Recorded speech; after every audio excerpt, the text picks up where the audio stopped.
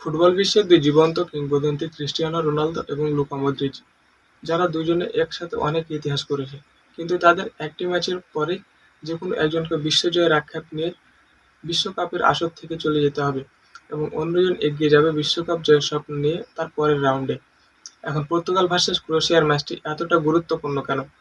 কারণ প্রথমত হচ্ছে এটি বিশ্বকাপের আসর, আর এটি হচ্ছে রাউন্ড অফ 32 এর ম্যাচ, অতএব নকআউট পর্ব, যেখানে একটি ম্যাচ হার মানে আপনাকে চলে যেতে হবে এবং অন্য দল এগিয়ে যাবে।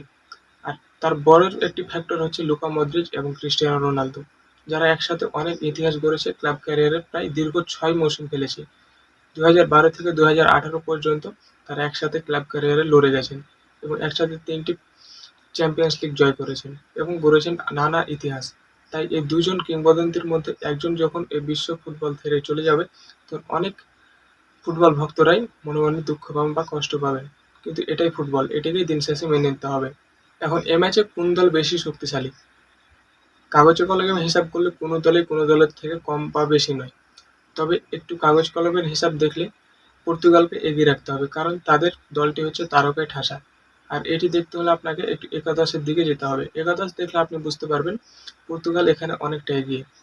তাদের অ্যাটাক লাইনে রয়েছে Pedro Neto, Rafael Leao, Cristiano Ronaldo, Bernardo Silva.